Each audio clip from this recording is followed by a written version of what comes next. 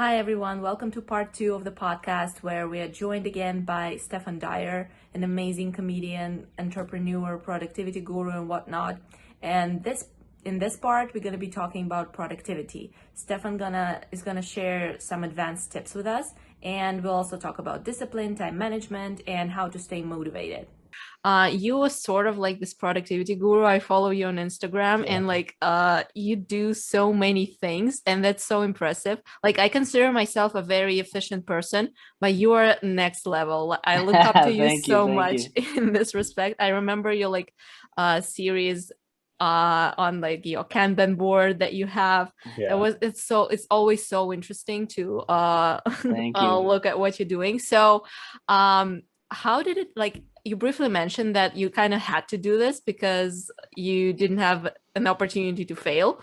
It Hmm. was just not an option to you. So is that Exactly. how you got interested in that stuff, or were you always like that? Definitely. Now that I look back at it, like Steve Jobs said, you can only connect the dots looking backward, you know? Uh, Now that I look at it, and my wife makes fun of me all the time, it's like, I hate waiting. I hate like carrying stuff. I hate like not doing anything. And I'm a very slow person. Like I'm a very slow, I cannot multitask. And my wife also makes fun of me because she's a great multitasker. Now that I know, because I've read a lot, multitasking is horrible because you're not doing anything right, anything well, you know? But going back to the topic, I've always been very competitive, and one of the biggest ingredients in being successful is self-awareness. So I've done, actually, we talked about it in the class with you guys all the time, the Enneagram, and we talked Yeah. about the 16 personalities and all these things. So in my the Gallup report that gives you your strengths. So in the Gallup report, it says my top strength is learner. So while I'm slow, I'm really good at learning. Mm-hmm. And because when I quit, I'm like, I can't fail. Like failure is not an option. And Huang is like this a lot too. So it's not that he's competitive, but he's just driven. Like this guy is a yes man when it comes to doing what we love.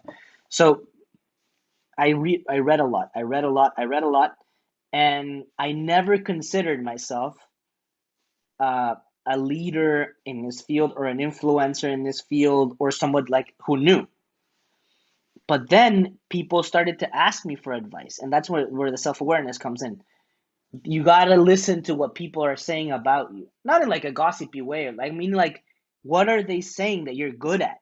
Mm-hmm. And the other part is, what things are you naturally good at, either because you're talented or because you just love to do them? Mm-hmm. Like, for example, I bet one of Jamie's strengths has to be like consistency or discipline because he does weightlifting, he does running, and you can't pay someone to go running like at like negative 5 degrees Celsius. I do it because I'm very disciplined, and I know Jamie does it because something's driving him. So I read so much that people would ask me advice, and then it just brings me so much joy when I automate something, or I get to watch the Barcelona game or the Champions League, or I get to go have a beer, or I just open up time in my schedule because I organize myself accordingly. So then I actually, for a podcast, for a podcast like 6 months ago, they were like, "Oh, you're good at productivity." I'm like, "What? Can you come talk about productivity?" I'm like, "Okay," but nobody's ever asked me this. So I sat down for 30 minutes or an hour, and I'm like, "Okay, let's get him out." And I typed up like 11 tips. And then on my Evernote, which is a productivity tip as well, and then on my Evernote during the day, I'm like, "Oh, this one's a good one too." And then this, and I couldn't stop. I couldn't, like, I do so many things because, as you know, habits is, it's really good or it's really bad because it's autopilot. Mm-hmm. That's It's true. you take out the decision making when it's a habit. So I would just had have so many things that I had implemented into my life that now I have like a 70 tips on this Yeah. list that I teach on my productivity machine workshop. So to answer your question, it was self-awareness, listening to what people were saying, learning about myself. I'm a really good learner, so then I convinced myself that I could learn even more. Then I started creating stuff, and people like that Kanban board. I was so shy and embarrassed of posting it because I come from like a macho culture, and I'm like, oh, they're gonna think this guy's like a and Yeah, I you know what I understand. mean? And it's all like these colors, but I love doing it, but I'm ashamed of showing it. And then when I showed it, like so many people would send me their photos doing it at home. I'm Yeah. like, oh my God, I'm onto something. So then I realized the same things that you're ashamed or scared of revealing or sharing are the exact same things that make you incredible, different, and an even better speaker, person, comedian, whatever you want to be. So now I love productivity, and now I teach a workshop, even though I've never really been considered that guy. It's amazing. It's kind of like you're like branching out, and that's like Yeah, another source of income for you now. And was just yeah. like basically it's just a lifestyle that you're living, but you also can teach it to other people, and that's amazing. And I completely like agree with everything you're saying. And one book which I'm sure you've read, it's called Outliers by Malcolm Yeah, Gladwell. yeah, yeah, yeah. How like the premise of the book is that talent is overrated and it's hard work that matters. And if you just could find the discipline to work hard, you will succeed, because it's impossible that you don't. And I think Mm-hmm. that correlates really well with what you're saying. You just like read a lot and you were very disciplined, and now like it's just automatic for you, Mm-hmm. and it takes zero effort to be that productive. So speaking of tips, um we all know about like the Pomodoro and all that stuff. I want to ask you to give us a couple of really advanced tips, because me and Jamie, we are pretty like Mm. productive, Advanced. and we know all this stuff. So what would you teach us on an advanced level? Okay, the thing that I've been doing the latest, but I haven't got there yet, is Notion. You guys know about Notion? Yeah. Okay, so I I've looked use at, it. I've Like, started to use it's it, so hard. Is it the one where especially you make connections between like in between hashtags and notes. Yeah. like Well, It, yeah, there's hashtags. It's complicated to explain, but yeah. it's like yeah. Evernote on steroids. Yeah.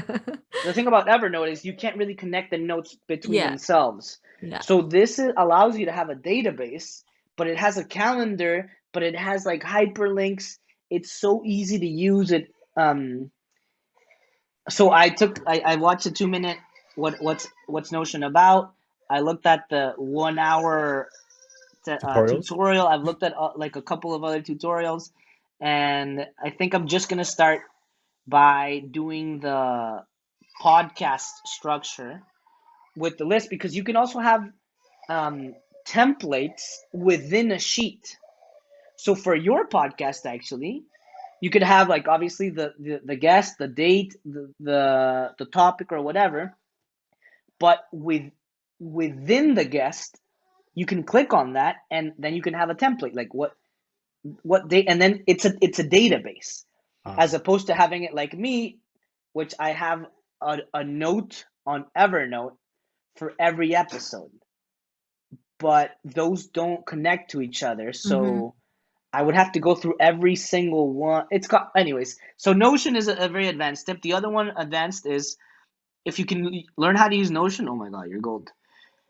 Then I have a system that I'm starting to challenge now. So I plan my week on Sundays for like an hour and a half, Mm-hmm. and I have 3 books.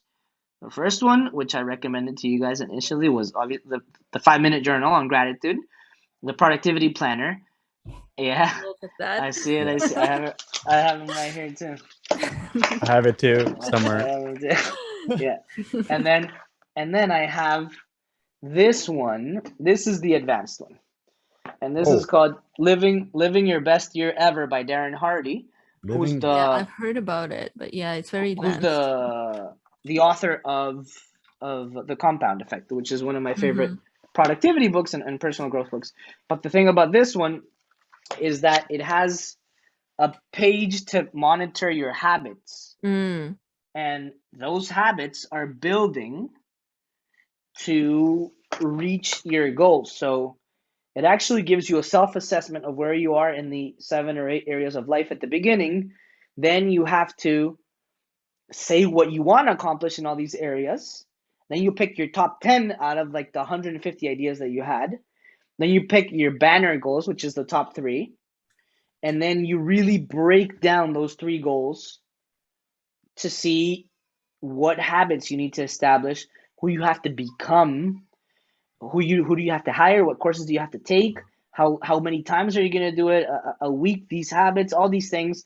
So and then it has one year worth of pages, and then on the left side it has your goals for the quarter, your goals for the month, and then there's 3 goals, right? And then you have your big goal number 1, your big goal number 2, your big goal number 3.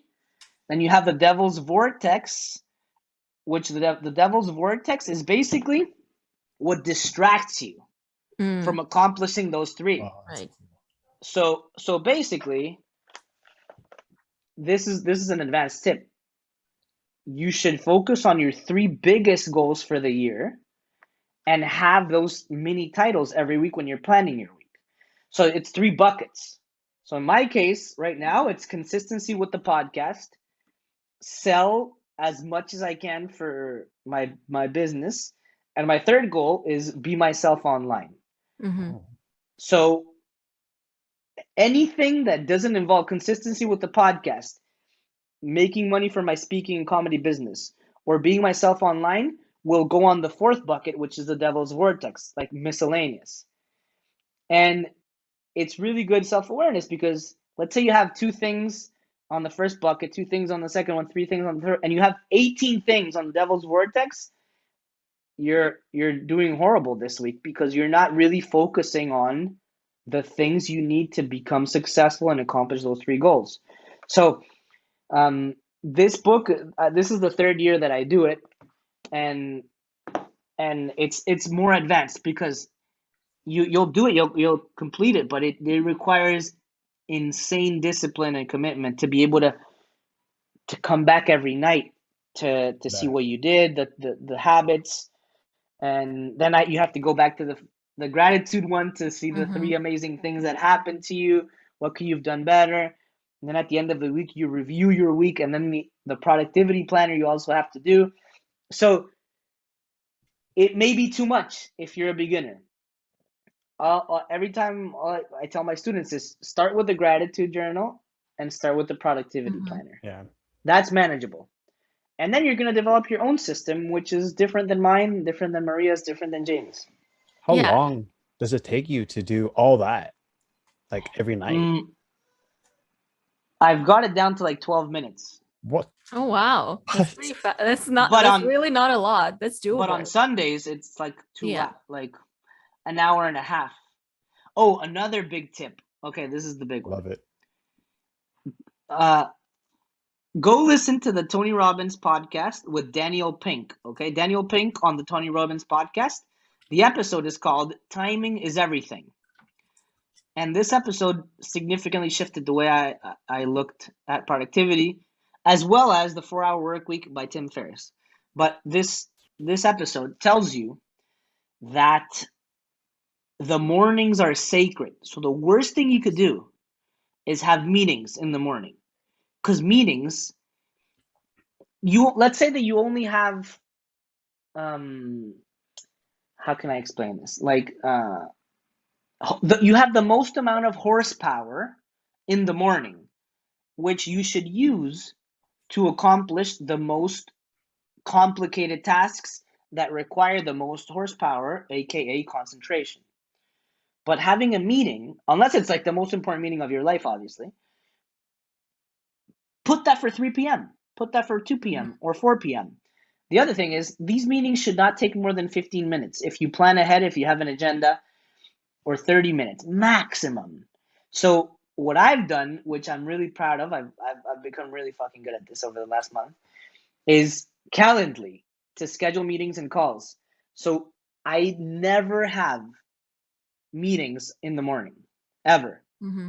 And my schedule it's empty. It's empty until 12 p.m. to do me, to accomplish my goals, and basically So timing is everything tells you, do not have meetings in the morning. Tackle the hardest thing in the morning, which also another great book, the One Thing by Keller, incredible book.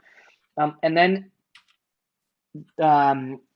leave the administrative tasks and meeting for the afternoon, because after lunch, you are doing the digestion, and then 3 p.m. you have another slump where you're like trying to get a little sleepy.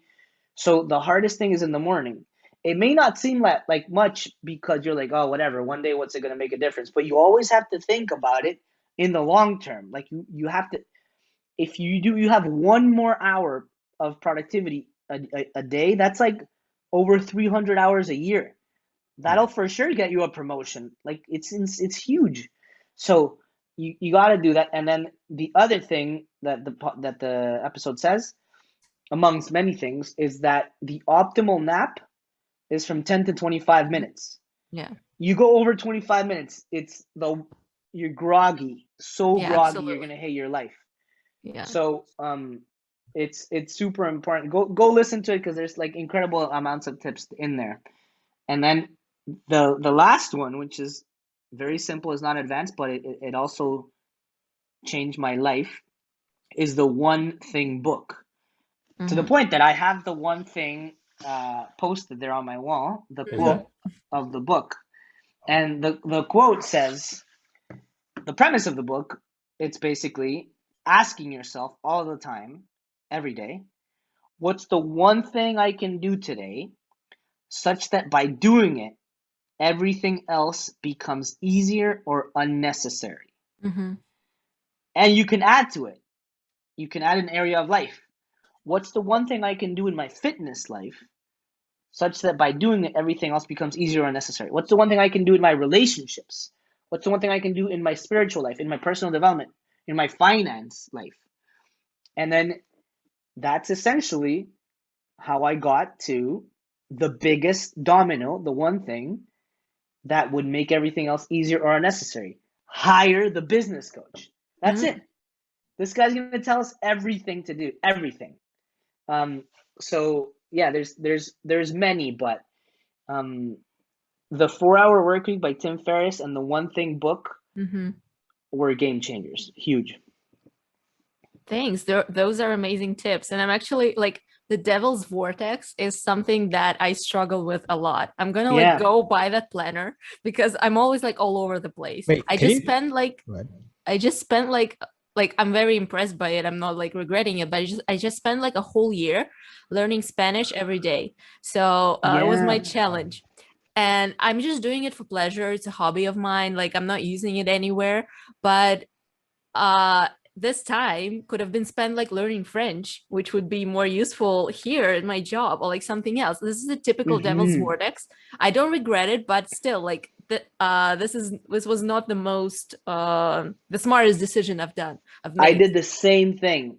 Duolingo for a year, French. Yeah. And I'm like, oh my God. You know what?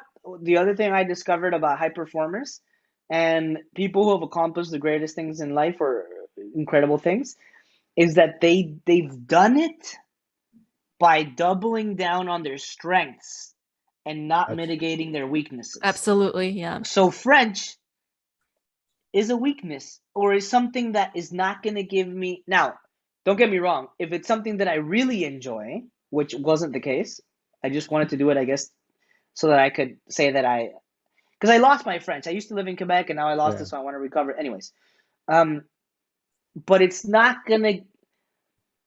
The thing is, you want to focus on where your output will be 1 billion times bigger than your input. Yeah. Which goes back to the one thing question. What's the one thing I can do such that by doing it, everything else will become easier or unnecessary? Let's say 2 units of input, and you want 27 units of output. And French, it wasn't giving me much output. I was just miserable because I wasn't improving that much, and I wasn't using it anywhere. Now, could I do other things? Now, going back to the productivity conversation, maybe that is something that gives me incredible satisfaction, but that didn't. watching Barcelona games, it gives me incredible satisfaction. So that has a higher productivity value to me than, because it's freeing up time for what matters, and that matters to me, you know. So really good example, and I stopped doing the French as well. I want Yeah, to I add. agree. I want to add Go to ahead. that. It's pretty funny. Like all I can think of is economics because that's what I teach. Yeah, Right? It's called increasing marginal returns. yeah, I studied And economics. Really good right, I'm like, example. that's what I'm thinking. You probably took that course at U of T, and Yeah, countries are not going to produce a good that they're bad at. They're going to yeah, produce a comparative good that, advantage. right? They're going to specialize. Like in Canada, we're good at trees. We're good at producing trees. So that's why we export a lot of lumber. We're not going to be producing, I don't know, what are we bad at producing? I don't know. uh Beach resorts. Yeah, beach resorts, right? We're not going to focus on that. We'll let the Bahamas or the Caribbean nations focus on that and we'll trade with them, right? And so, Mangoes, man, avocados. yeah, that's another one too, right? Terrible at that. So you could apply that analogy with yourself. What are you good at? And I've coming to terms with that. I'm not very good with math and like with really complex equations. I'm terrible at explaining it that. But what am I good at? And that's something I'm trying to realize. And I think we should really focus more on because as you Yeah, mentioned, you'll give you more returns and then thus more time for other things in life that you can enjoy. Yeah, yeah, and like, go ahead. yeah. Really quickly, just there's two types of output. There's the output of money that you need to live, but there's the other output that is a horrible monetary investment because you're not getting anything back, but you feel so good. For me, that's the Barcelona example. For me, it's going to play poker with friends. I may lose a couple bucks that night. I may have spent 4 hours sitting at a table and I lost $40 and I feel fucking incredible. Yeah. You know what I mean? So that to me is also productivity. Like it's amazing. Or I could spend those 4 hours working at something that I hate and making $1,000 and feel horrible. So I think once the money side is figured out, where you should Uh, like you, it's complicated because you may do stuff that you love and get better at it, or do stuff that you love and you suck big time, like me skiing, but I love skiing. So the output to me, while it may not be monetary and I'm going to become a pro, I still feel amazing doing it, you know? Yeah, I agree. I think it either has to be something that, as you said, like increases the output dramatically, or it's something that has to give you incredible emotional satisfaction. Because being Yeah. emotionally charged is what gives you the strength to go on with the things that that you have to do, and it's very important. And sometimes, yeah, like people like from like people ask me for like productivity tips a lot too, and like they say, oh my god, you're so productive, you're like last night I just spent the whole night like watching TV, I feel so guilty. I'm like, if that's the thing that you need to recharge, to wake up, like Mm-hmm. watching TV is probably not the best example, but like if that's what you need, that's fine. Like don't like, you probably have nights when you just like watch the game and that's fine, and it gives you the energy to go on. So yeah, giving Yeah. scheduling that time to relax and just like to not do anything is important, because this gives you emotional strength, and that's important too. And yes, let's move into the last section. So I just want to ask about motivation and discipline. Like you have so many things going on, and you've recently become a dad that obviously takes away a lot of your time and energy. So how do you find this motivation in yourself, especially like when you don't have an office job, when there is no like outside pressure, you just have to go on your own willpower? How do you find motivation, and what will be your tips about on that? I think the first thing you need to do is know yourself. Like, if you have no self awareness, it's going to be very hard to do well anywhere. yeah. You may do well, you may do well in some places, but you don't know the ingredient that's making you incredible in that environment. So if you don't know what it is, you're not going to be able to double down on it. So I think the best thing to do, and Gary Vee says that a lot, that the best gift you can give yourself is self-awareness. It's knowing yourself. So with the Gallup report test, which is about $20, I learned about myself, and I said it actually gives you quadrants. So there's 4 quadrants, and one is like influencing or relationships building. One is execution. One is there's 4, and I had strengths. You get your 5 top strengths. If you pay extra, you get your. So everyone has 34 strengths approximately, but for the $20, you get your top 5, and a very, very good description of those top 5. You kind of feel like they've been spying you because they're so good. Mm-hmm. So mine, I have strengths in each of the 4 quadrants. That's why I've been very balanced my entire life. Now, I only have 1 in execution, like getting stuff done, which is discipline, which, no surprise, it's the one, it's a key ingredient that makes me actually do stuff. So if you're not disciplined and you have nothing in execution, you're going to have to find a way to get yourself to do things. But if you don't know, you can't do anything about it. So for example, I still think you should hire coaches for everything in life, a lot of things in life. But one of the reasons why I hire coaches is because I have a rough time getting stuff done. I'm slow. I like to think. I like to get excited. I'm thinking about the future. So, for example, getting my podcast started took me 4 months until I told my wife, and in 15 minutes she bought the whole equipment. I'm like, oh my god, like I have to buy these things. I'm gonna have to research, and no joke, she was like, and she has 3 strengths in the execution bucket. No surprise, she's incredible at like doing stuff. I'm like, oh, I'm thinking, do you want to go to Miami? 15 minutes later, she bought the tickets, she booked the hotel, blah, blah, blah, blah. But I'm like, maybe we'll see, blah, blah, blah. So knowing yourself. So you got to know, the thing is, the motivation is just a byproduct of not being organized or feeling like, why am I going to do this if I already suck? You know, why am I going to invest in this if I already suck? Why am I going to do this? So it's these stories, but you got to come from a place of self-awareness. So once you know yourself, you can do something about it. And hiring a coach is important. Waking up early is important. Diet is important. Drinking water is important. So there's so many things that play into your, like, it's not that you're lazy. It's that you just had 3 fucking Big Macs, and that's why you don't want to go run. You know, it's not that you're not a morning person. It's that you go to bed every night at 3 a.m. watching Netflix. Yeah. It's not that you're depressed. It's that you spend 9 hours on Instagram every day comparing yourself to others.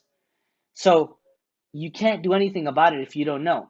So I have a lot of systems in place that prevent me from going crazy. So I don't touch my cell phone from 10 p.m. to 9 a.m. I deleted a bunch of apps from my cell phone, including LinkedIn, Twitter, Facebook. Now I have to go online on my computer to post. Wow. I hid Instagram in one of these folders. Sometimes I delete it. I drink a lot of water. Like, the hardest thing for me was getting out of my house to run.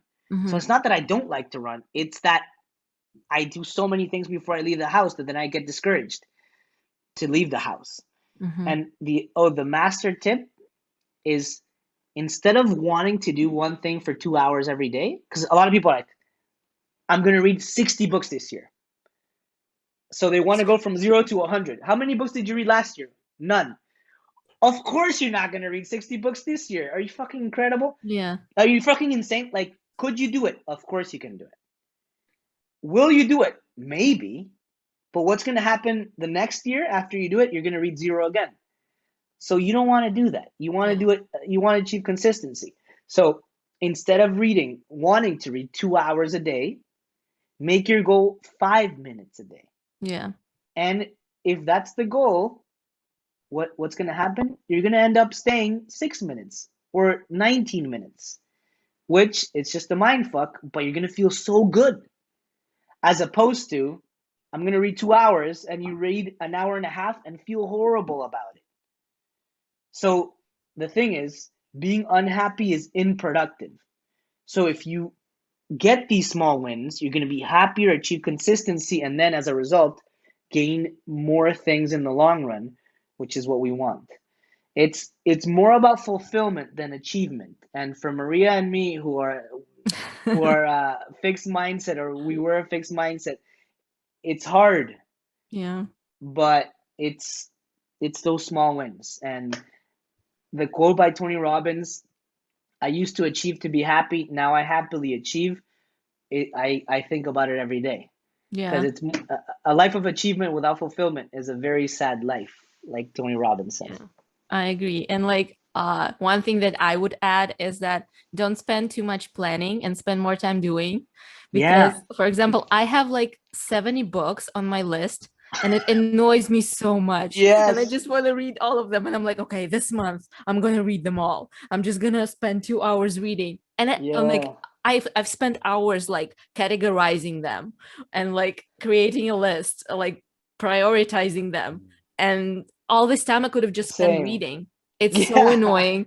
If I just, it's very annoying. So just to like summarize, I think this is like a super helpful podcast for our listeners and for us. It actually wasn't a podcast. It was just a workshop for you and I, it's right? like packed with productivity tips.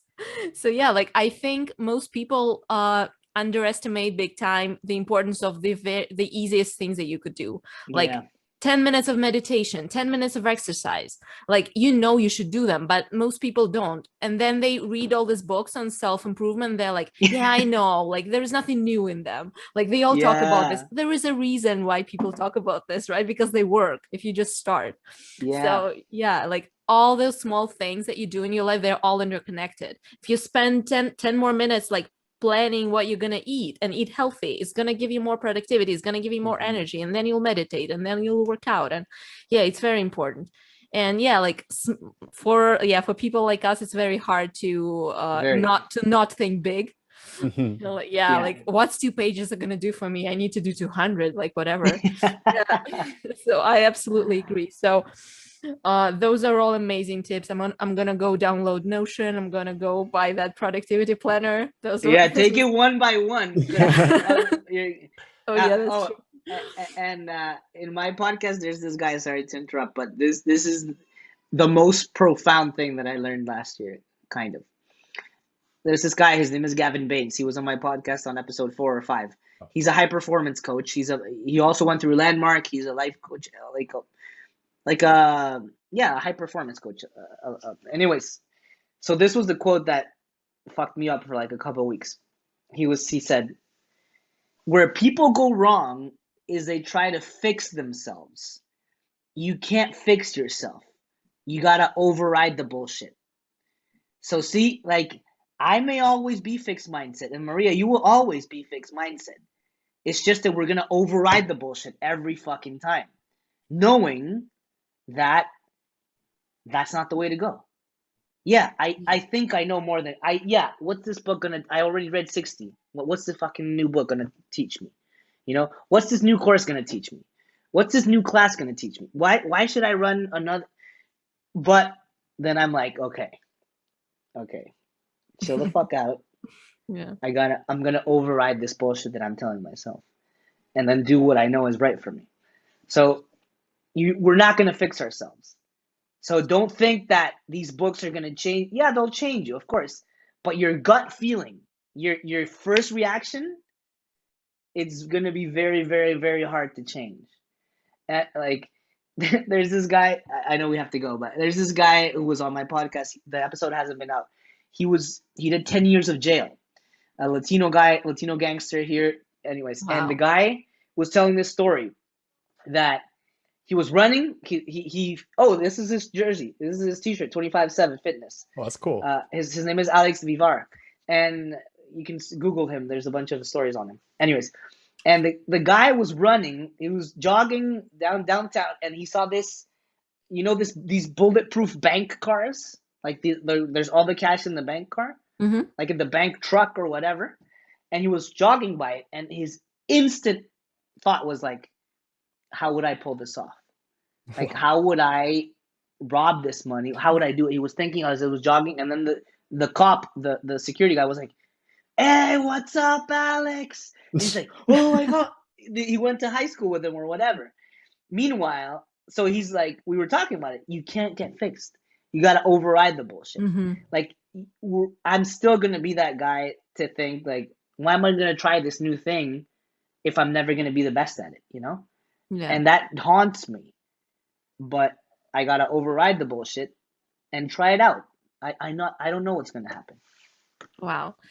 That has been amazing. Thank you so much. A lot of great tips. You're honestly, yeah, even for like advanced listeners, not to mention people who are just starting their productivity journey. That was amazing. Thank you so much for coming. And guys, go follow Stephan on Instagram. He also has his own podcast. It's called the Stephan Dyer podcast. And I by the way, I listen to it to improve my Spanish. So I love it. Yeah, Amazing. it's really good. It's great. Yeah. So thank you so much for coming on. And yeah, this was amazing. A lot of great tips. Thank you so much. Thank you, guys. Thank Thank you so you. much, Maria. Thank you, Jamie. You guys are doing incredible things. And the cool thing is that you're improving yourselves along the way, because when you teach, you learn even more. Yeah, Because you can't just talk shit. You gotta Yeah. it's so walk the true. walk, you know? Can't be So, talking about Pomodoro and not do it, right? Yeah. yeah. So thank you guys for having me, and Beautiful. for the listeners, start. That's it. Just start doing it. You have to start somewhere. All right, my friends. Thank you so much. Thank you Thank so you. much. And that's the Productive Habits Podcast.